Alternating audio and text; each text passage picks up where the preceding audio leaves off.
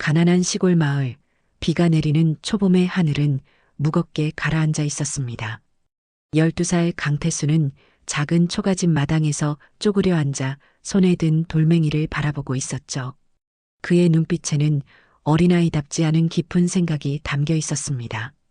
태수의 집은 마을에서도 가장 가난한 축에 속했어요. 넓지 않은 농토한 귀퉁이에서 겨우 농사를 지어 식구들 입에 풀칠하기도 빠듯했답니다.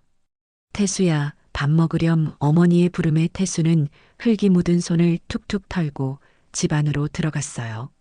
식탁에 놓인 것은 보리밥과 시래기 나물 한 그릇뿐이었습니다. 아버지는 이미 들판으로 나가고 없었죠. 엄마, 나 중학교 안 가도 돼요. 태수의 말에 어머니는 숟가락을 놓았습니다. 무슨 소리니? 공부는 해야지. 다들 학교 갈 돈 마련하느라 힘드시잖아요. 나 서울 가서 돈 벌어 올게요. 어머니의 눈에 순식간에 눈물이 고였죠. 아직 어린 내가 무슨. 하지만 태수의 마음은 이미 정해져 있었어요. 마을의 다른 아이들, 특히 박철호와 이명수는 부유한 집안에서 태어나 학교에 다닐 수 있었습니다. 그들은 종종 태수를 가난하다고 놀리곤 했죠. 야, 강태수, 너희 집은 쌀도 못 먹는다며? 우리 집은 매일 쌀밥 먹는데. 철호의 놀림에 태수는 주먹을 꽉 쥐었지만 아무 말도 하지 않았어요. 13살 생일을 맞은 다음 날, 태수는 작은 보따리 하나를 들고 서울행 버스에 올랐습니다. 어머니는 아들의 작은 등을 바라보며 한참을 손을 흔들었어요. 꼭 성공해서 돌아올 거예요. 엄마. 태수의 눈에서도 눈물이 흘렀지만 앞으로만 보기로 했습니다. 서울은 태수가 상상했던 것보다 더 크고 더 차갑고 더 무서웠어요. 첫날부터 그는 길을 잃었고 누군가에게 가방을 도둑 맞을 뻔했습니다. 다행히 건설 현장에서 일을 시작할 수 있었죠.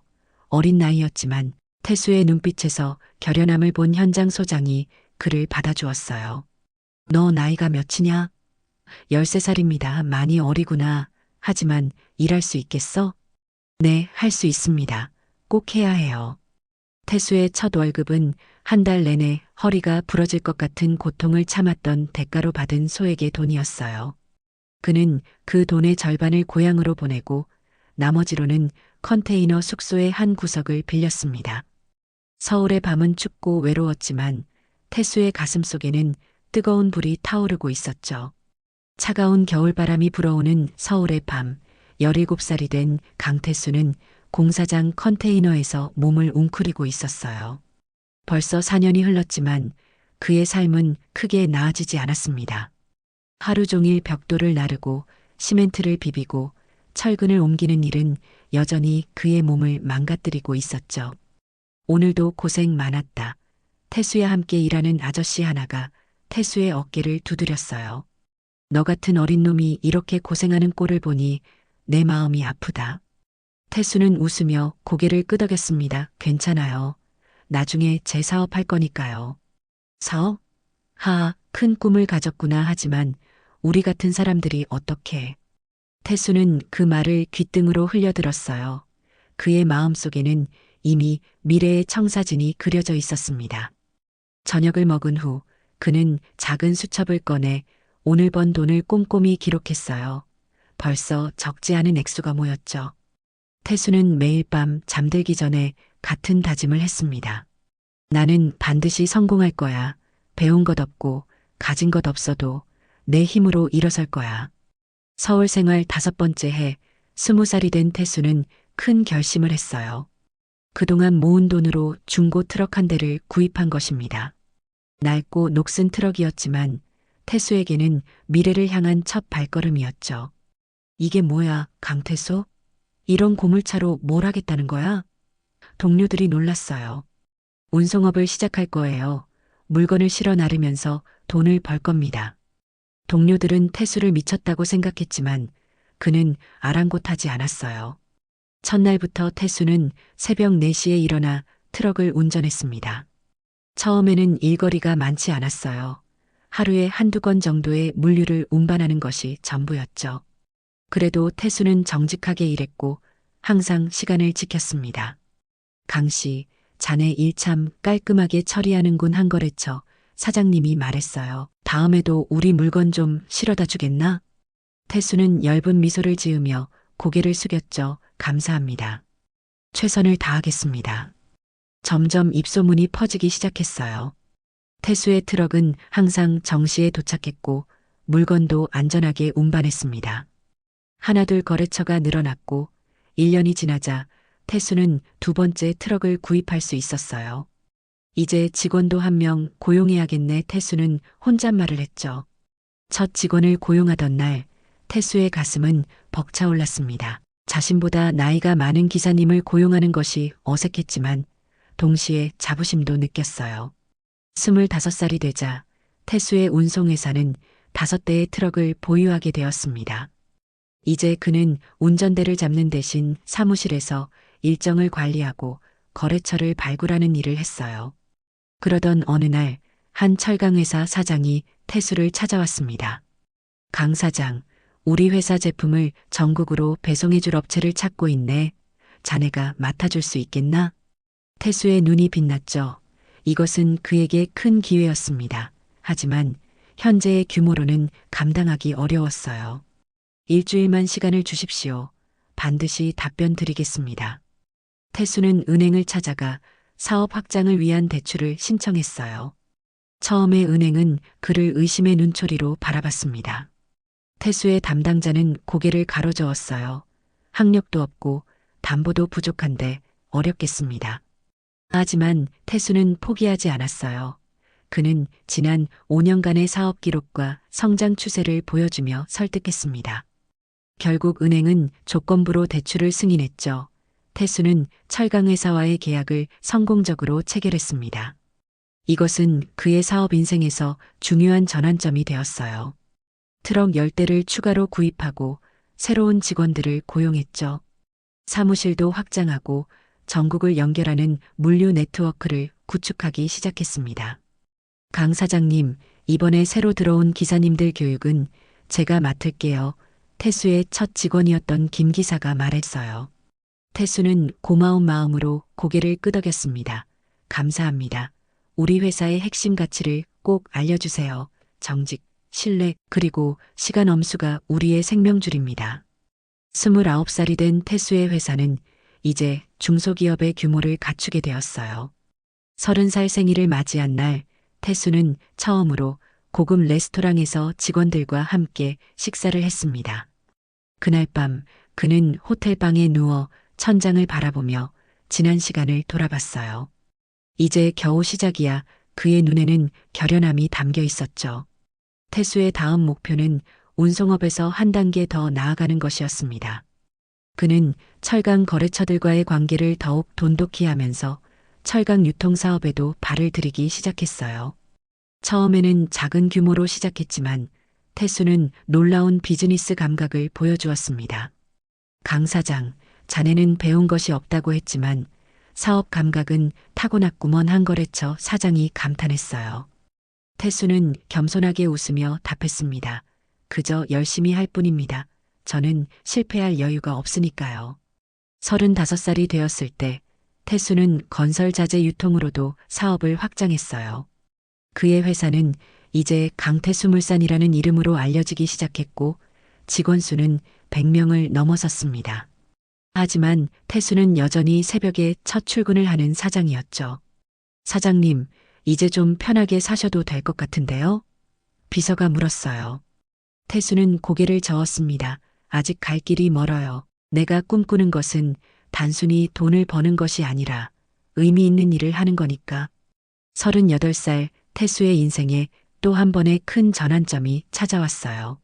한 대형 건설사에서 전국 규모의 프로젝트에 필요한 자재 공급 및 물류를 담당해달라는 제안을 받은 것입니다. 이것은 엄청난 규모의 계약이었고 성공하면 태수의 회사는 대기업으로 도약할 수 있는 기회였죠. 강 사장님, 이 계약은 위험 부담이 큽니다. 만약 실패하면 지금까지 쌓아온 것을 모두 잃을 수도 있어요. 재무 담당 이사가 우려했어요. 태수는 조용히 생각에 잠겼습니다. 그의 마음속에는 고향 마을의 모습, 어머니의 얼굴, 그리고 자신을 놀렸던 친구들의 모습이 스쳐 지나갔어요. 우리가 할 수 있습니다. 이 기회를 놓치지 맙시다. 태수의 결단력 있는 결정은 옳았습니다. 1년 후 그 프로젝트는 성공적으로 마무리되었고 강태수 물산은 업계에서 확고한 위치를 차지하게 되었어요. 40살이 된 태수는 이제 강 회장이라 불리며 수백억의 자산을 보유한 성공한 사업가가 되었습니다. 하지만 성공한 뒤에도 태수의 생활 방식은 크게 변하지 않았어요. 그는 여전히 검소하게 살았고 직원들을 가족처럼 대했죠. 50살이 되어가는 동안 태수의 사업은 더욱 번창했지만 그의 마음 한구석에는 늘 고향에 대한 그리움이 자리 잡고 있었습니다. 고향에 돌아가 볼 때가 된 것 같아요. 어느 날 아침 태수는 비서에게 말했어요. 회장님, 고향이 어디셨죠? 작은 시골 마을이에요. 내가 떠난 지 거의 40해가 다 되어가네요. 태수의 눈에는 아련한 그리움이 담겨 있었습니다. 그는 창밖을 바라보며 고향에 대한 기억을 떠올렸어요. 과연 그곳은 어떻게 변해 있을까? 자신을 놀렸던 친구들은 지금 어떻게 살고 있을까? 이런 생각들이 태수의 마음을 채우기 시작했답니다. 60살이 된 강태수는 마침내 고향을 향해 출발했어요. 검은색 세단을 타고 가는 동안 그의 마음은 복잡한 감정으로 가득 찼습니다. 설렘과 두려움, 그리움과 회한이 뒤섞인 채로 말이죠. 서울에서 고향까지는 3시간 정도 걸렸어요. 고속도로를 빠져나와 시골길로 접어들자 태수의 기억이 하나둘 깨어나기 시작했습니다. 저기가 내가 뛰어놀던 동산이었지. 태수는 창밖을 바라보며 중얼거렸어요. 그러나 마을에 가까워질수록 태수는 놀라움을 감출 수 없었습니다. 마을은 거의 변하지 않았어요. 여전히 낡은 건물들, 비포장도로 그리고 쓸쓸한 분위기가 마을을 감싸고 있었죠. 마치 시간이 멈춰선 것 같았습니다. 여기가 정말 내 고향이구나. 태수의 목소리에는 씁쓸함이 묻어났어요.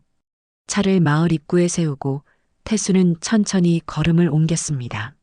낯익으면서도 낯선 풍경이 그를 반겼어요. 몇몇 노인들이 길가에 앉아 있었고 개 몇 마리가 느릿느릿 거리를 돌아다니고 있었죠. 태수는 자신의 집이 있던 곳으로 향했습니다. 그러나 그 자리에는 태수의 집이 없었어요. 빈터만 남아 있었죠. 태수는 한동안 그 자리에 서서 옛 기억에 잠겼습니다. 어머니가 마당에서 빨래를 널던 모습, 아버지가 농사일에서 돌아다 쉬던 모습, 그리고 자신이 돌멩이를 던지며 놀던 모습까지. 저기요, 뭘 찾으시나요? 한 노인이 다가와 물었어요. 태수는 미소를 지으며 대답했습니다. 제가 어릴 때 살던 집이 여기 있었거든요. 아, 강씨네 집이요? 그 집은 오래전에 무너졌어요. 강씨 부부가 돌아가시고 나서 아무도 살지 않았으니까. 노인의 말에 태수의 가슴이 철렁 내려앉았어요. 부모님이 언제 돌아가셨나요? 글쎄, 한 15년쯤 전이었던 것 같네요. 아들놈은 서울로 가서 소식도 없었다고들 하더군요. 태수의 눈에 눈물이 고였습니다. 그는 부모님의 소식을 전혀 알지 못했어요. 정확히 말하자면 알려고 하지 않았죠. 성공에 대한 집착으로 가장 소중한 것들을 놓쳐버린 것입니다. 혹시 묘소가 어디 있는지 아세요? 노인은 마을 뒷산을 가리켰어요. 태수는 고개를 숙여 인사를 하고는 천천히 산 쪽으로 걸어갔습니다. 들판을 지나며 그는 문득 시장 근처를 지나가기로 마음먹었어요. 어쩌면 옛 친구들을 만날 수도 있을 것 같았죠. 시장은 여전히 활기가 없었습니다. 몇 개의 노점상이 드문드문 있었고 손님도 거의 보이지 않았어요. 태수는 천천히 걸으며 주변을 둘러보았죠. 그때 한 술집에서 익숙한 목소리가 들려왔습니다. 야, 오늘 장사 잘 됐냐?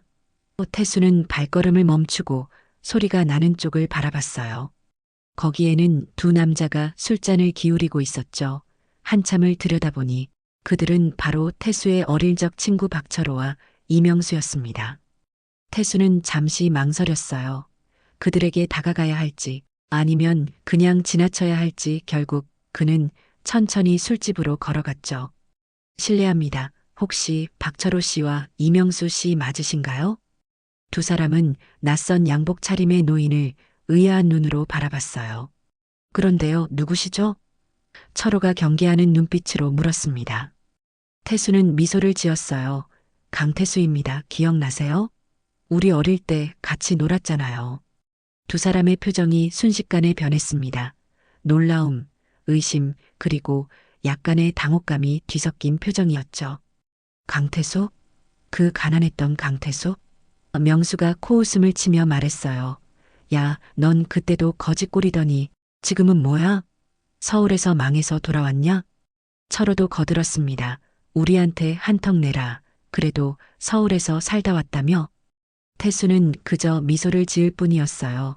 그들의 말에 상처받기보다는 오히려 안쓰러운 마음이 들었죠. 세월이 흘렀음에도 그들은 여전히 제자리에 머물러 있었으니까요. 한턱이요? 그럼요. 당연히 내야죠. 태수는 담담하게 대답했어요. 그는 그들 옆에 자리를 잡고 앉았습니다. 오랜만이네요.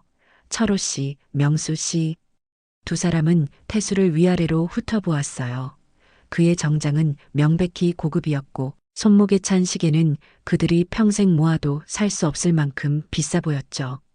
서울에서 뭐하고 살았냐?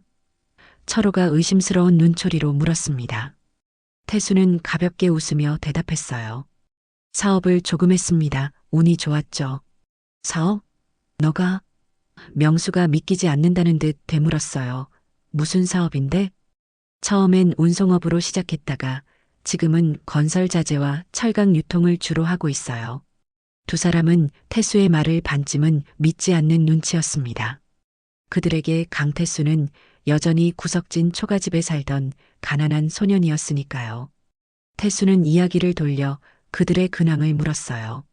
철호 씨는 지금 뭐 하세요? 나 그냥 농사 짓고 살지. 여기서 뭐 할 게 있겠어. 철호의 말투에는 불만이 가득했어요. 명수 씨는요? 장에서 채소 좀 팔고 그래. 명수도 씁쓸하게 대답했습니다.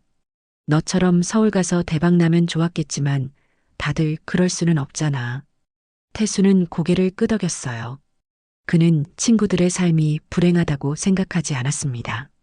다만 그들이 자신의 삶에 만족하지 못하는 것 같아 안타까웠죠.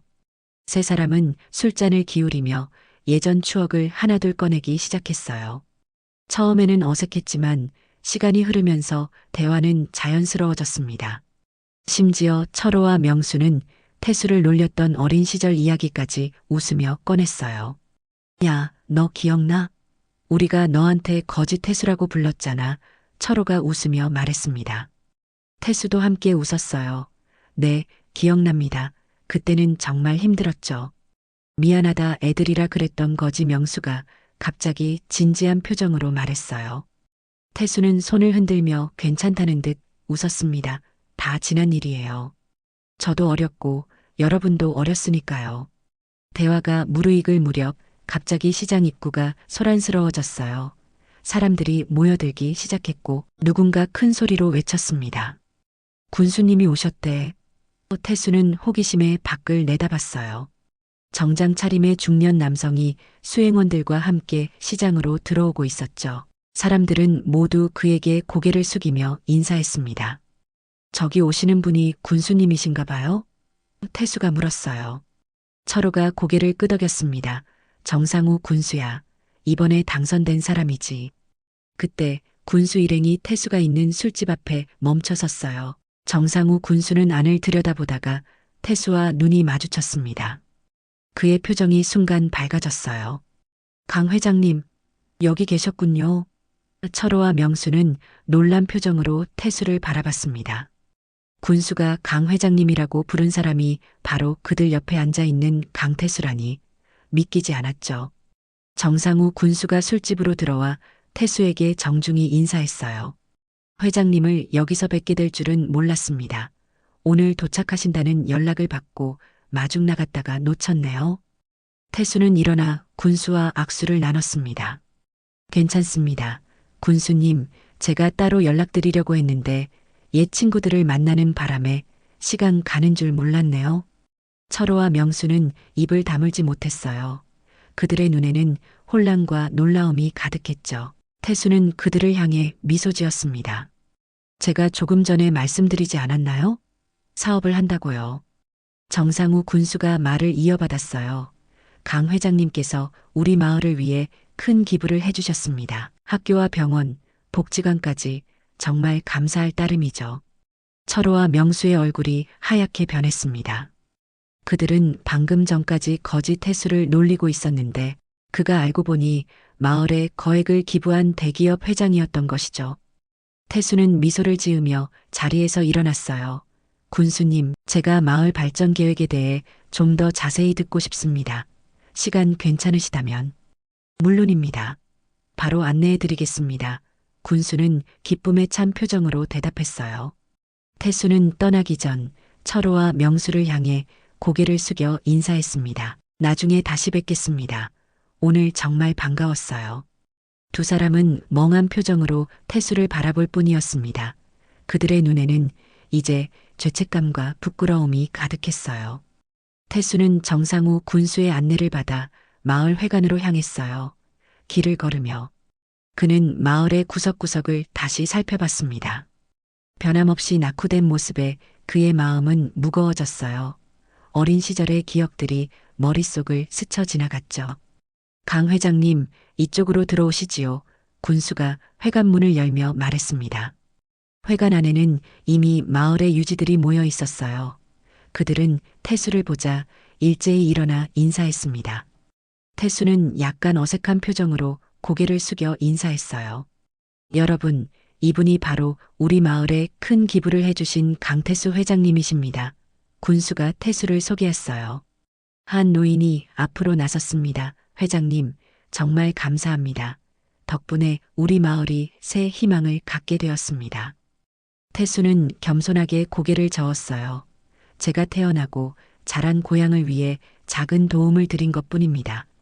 군수는 벽에 걸린 커다란 지도를 가리키며 설명을 시작했어요.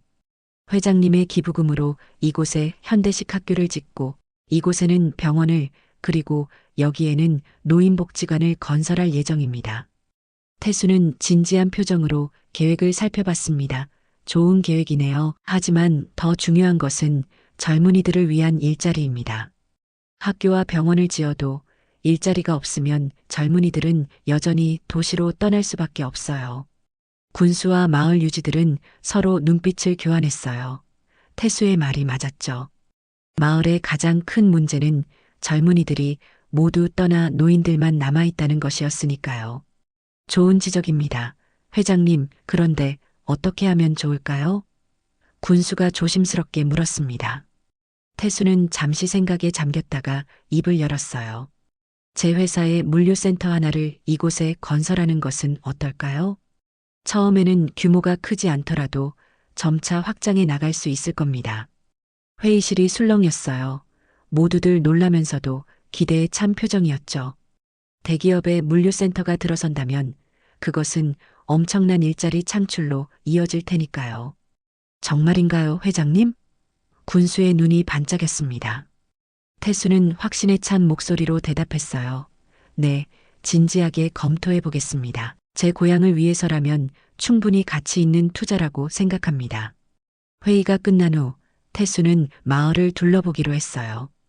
군수가 함께 하겠다고 했지만 태수는 혼자 있고 싶다며 정중히 거절했습니다. 그는 천천히 마을 골목을 걸으며 어린 시절의 기억을 더듬었어요. 저녁이 깊어갈 무렵 태수는 문득 시장 근처의 술집으로 다시 발걸음을 옮겼습니다. 철호와 명수가 아직 그곳에 있기를 바랐어요. 다행히 두 사람은 여전히 그 자리에 앉아 있었지만 술은 거의 마시지 않은 채 깊은 생각에 잠겨 있었습니다. 태수가 다시 들어서자 두 사람은 화들짝 놀라 자리에서 일어났어요. 앉으세요. 제발 태수가 부드럽게 말했습니다. 저도 함께 앉아도 될까요? 철호와 명수는 어색한 표정으로 고개를 끄덕였어요. 태수가 자리에 앉자 무거운 침묵이 흘렀습니다. 결국 철호가 먼저 입을 열었어요. 태수야, 아니, 회장님, 죄송합니다. 우리가 오늘 실례를 했네요. 태수는 미소를 지었습니다.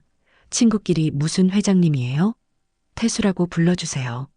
그리고 실례 같은 건 한 적 없어요. 오히려 오랜만에 옛 친구들과 어울릴 수 있어서 즐거웠습니다. 명수가 고개를 들었어요. 그의 눈에는 부끄러움과 후회가 가득했죠. 야, 태수야, 우리가 너한테 했던 행동들, 어릴 때 놀렸던 거 미안하다. 태수는 진심 어린 목소리로 대답했습니다. 정말이에요. 전 원망하지 않아요. 오히려 그런 경험들이 저를 더 강하게 만들었다고 생각해요. 철호가 물었어요. 어떻게 이렇게 성공할 수 있었어? 우리는 여기서 제자리 걸음인데. 태수는 잠시 생각에 잠겼다가 대답했습니다. 운이 좋았죠.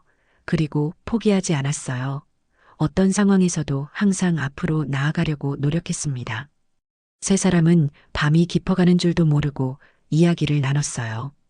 태수는 서울에서의 힘겨웠던 시간들, 사업을 시작하던 초기의 어려움, 그리고 성공의 순간들에 대해 솔직하게 이야기했습니다. 철호와 명수도 마을에 남아 살아온 자신들의 이야기를 들려주었죠. 밤이 깊어갈 무렵 태수는 문득 질문을 던졌어요. 두 분, 혹시 우리 마을을 위해 함께 일해보는 건 어떨까요? 철호와 명수는 태수의 뜻밖의 제안에 놀란 눈으로 서로를 바라봤어요. 그들은 태수가 무슨 말을 하는 건지 확신하지 못했습니다. 무슨 말이야? 철호가 더듬거리며 물었어요. 태수는 진지한 표정으로 설명했습니다.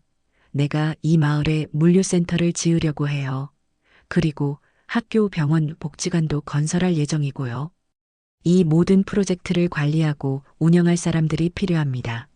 마을 사정을 잘 아는 여러분이 함께 해주면 좋겠어요. 명수는 여전히 의심스러운 눈치였어요. 우리한테 왜 이런 제안을 하는 거야? 우리는 너를 그렇게 대하지 않았잖아. 태수는 부드럽게 웃으며 고개를 저었습니다. 과거는 과거예요. 이제 우리는 다 어른이 되었고 새로운 시작을 할 수 있죠. 그리고 이건 단순히 여러분을 위한 제안이 아니에요. 마을 전체를 위한 일이니까요. 철호가 눈을 반짝이며 물었어요. 정말로? 우리가 뭘 할 수 있을까? 태수는 천천히 설명하기 시작했습니다. 철호 씨는 농사를 오래 지었으니 마을의 농업 발전 프로그램을 맡아주면 어떨까요? 현대적인 농업 기술을 도입하고 유기농 작물 재배로 방향을 전환해 보는 거죠. 도시 소비자들과 직거래 시스템도 구축할 수 있고요. 철호의 눈이 점점 커졌어요. 그는 평생 농사를 지으면서도 늘 소득이 적어 고민이었는데 태수의 제안은 새로운 가능성을 보여주는 것이었죠. 명수 씨는 시장에서 일하면서 사람들과 소통하는데 능숙하니 마을 복지 프로그램이나 관광 사업을 담당해 보는 건 어떨까요? 이 마을에도 관광 자원이 많잖아요. 맑은 공기, 아름다운 자연환경, 도시 사람들은 이런 것들을 찾아 힐링하러 오곤 하죠.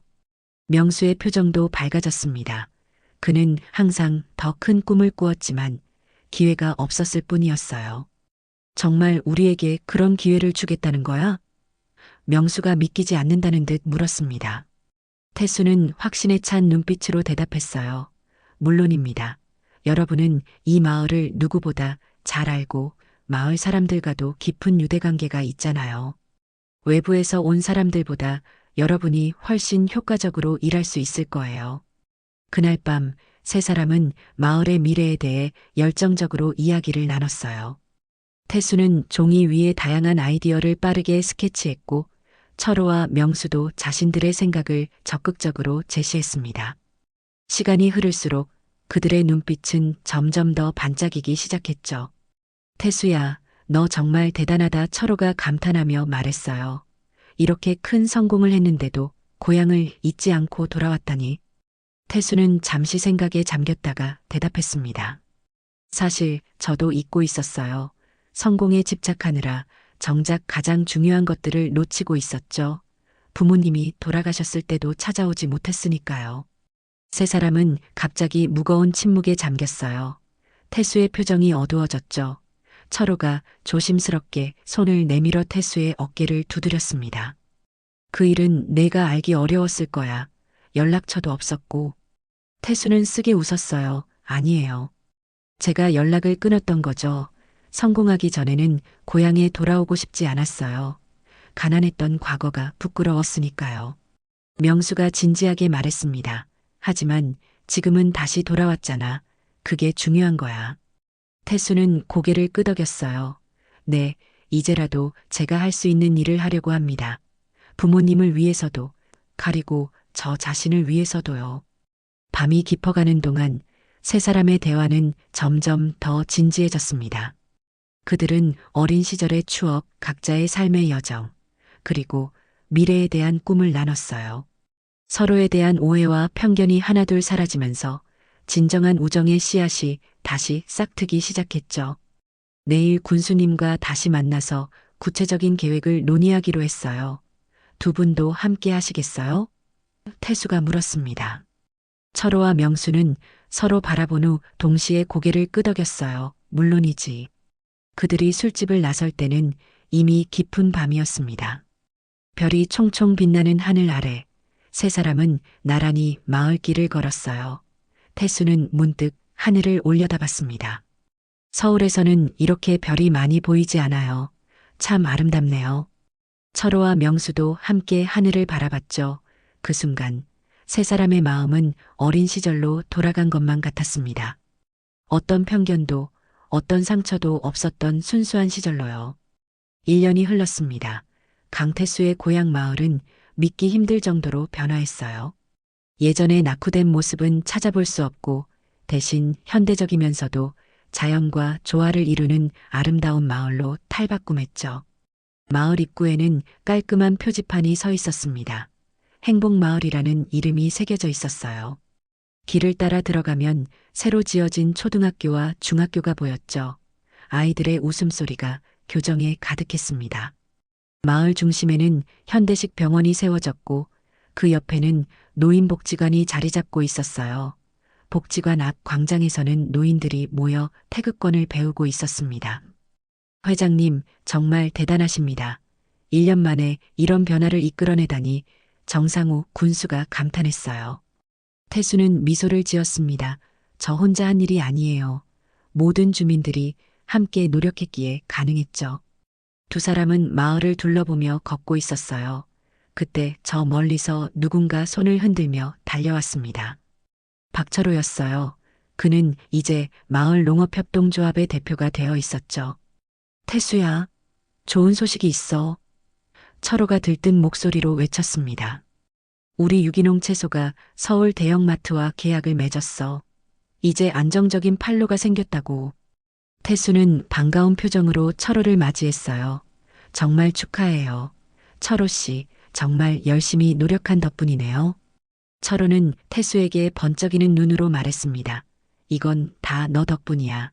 내가 현대 농업 기술을 도입하고 브랜딩과 마케팅을 도와주지 않았다면. 태수는 고개를 저었어요. 아니에요. 철호 씨가 농부들을 설득하고 새로운 방식을 시도하는 용기가 있었기에 가능했죠. 세 사람은 함께 마을 농장으로 향했습니다. 예전에 황폐했던 들판은 이제 푸른 채소로 가득 찼어요. 스마트팜 기술이 도입되어 효율적인 농사가 가능해졌고 친환경 농법으로 작물의 품질도 높아졌습니다. 저기 오는 사람이 명수 아닌가? 철호가 손가락으로 가리켰어요. 이명수는 관광객들을 인솔하며 다가오고 있었습니다. 그는 이제 마을 체험 관광 프로그램의 책임자가 되어 있었죠. 도시에서 온 사람들에게 농촌 체험과 전통 문화를 소개하는 일을 했어요. 여러분, 이쪽으로 오세요. 여기가 바로 우리 마을의 자랑, 유기농 스마트팜입니다. 명수가 밝은 목소리로 설명했어요.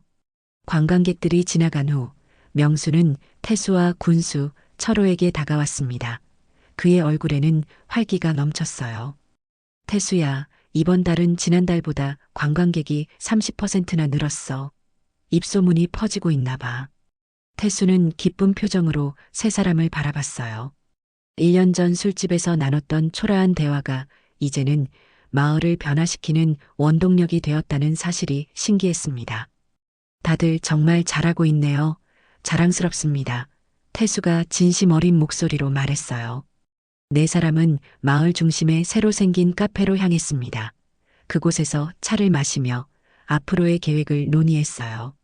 마을 물류센터는 이제 완공 단계에 있었고 곧 많은 일자리가 생길 예정이었죠. 태수 씨 덕분에 우리 마을이 정말 살아났어요. 젊은이들이 돌아오기 시작했고 학교에도 아이들이 늘어나고 있습니다. 군수가 깊은 감사의 뜻을 전했어요. 태수는 창밖을 바라봤습니다.